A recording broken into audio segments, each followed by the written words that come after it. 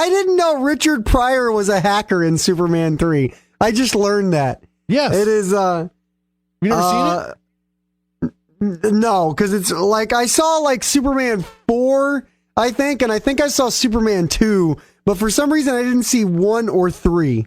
Oh, 1, I think, is the best. They had the biggest budget, I think. Like when you say 1, you're talking about 1980 Christopher Reeves, yes. Superman with Christopher Reeve. Yeah. And Marlon Brando, or whatever the fuck, as Jor-El or whatever. He wanted to be a sandwich in that movie. I remember hearing about that, yes. I think you might have told me. Or He wanted to be a talking... He wanted Jor-El in the Superman movie to be a talking sandwich. And he had no irony about him. He was so out of his fucking mind. He was just like, you know, it'd be a good idea. Maybe I'm a sandwich. I know. Okay, well, in today's day and age, I don't know who directed the original Superman. I'm not gonna look it up. Richard Donner. Okay, well, if you know it, Richard Donner though. Marlon Brando was like, "Yo, Richard, I've got a really, really interesting take on my character. Can I talk to you?" And he's like, "Yeah, man. Let's do lunch. Let's sit down."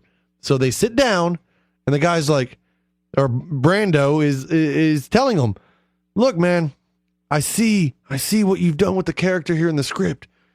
I'm thinking to wrap it all together, we make him out of baloney." Right? Are you seeing it? You're seeing it. I see you. I see your eyes right now. You're connecting. It makes so much sense. Bologna sandwich.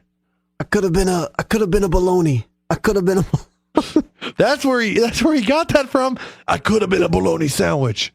And the worst part is, it's because he's Marlon Brando and he's respected actor Marlon Brando. He was still respected at that time. It wasn't it wasn't until the 80s where he like, this guy, we can never hire this man again. But you have to sit there and you have to take him seriously. So you have to like be like, oh, you know have to what? Be respectful because he can get you fired. He's Marlon fucking Brando. And then you have to like, what you do is that's what you need like an intern for though, who can pretend to be more important. You'd be like, I tell you what, he can take the shot and lose his job. We got a story editor here, Alan. What I want you to do, Alan, is I want you to follow Marlon around every day on set. Okay, if he has an idea like that again, write it down, bring it to me immediately. Marlon, Alan's the point person. If you got any more baloney ideas, you tell Alan. Alan will bring them to me. We're on this, man. And me, buddy. And then Alan gets fired because well, he didn't. You just never. I don't know if Alan actually ever existed.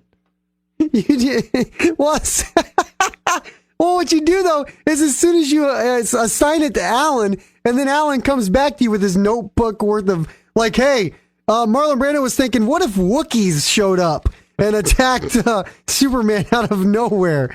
He'd like to do a crossover with Star Wars where Jor-El is actually Chewbacca's father, but also a bologna sandwich. And he has but a then fetish you just say, with cereal for some reason.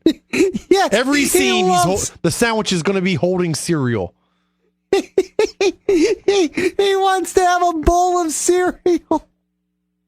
And then Alan shows up with this list of things, and you just have to tell, if Richard Donner, you're there, and you're like, Alan, did I fucking tell you to bring me this? Yeah, you did. Yeah, I'm an intern. Yeah, you did.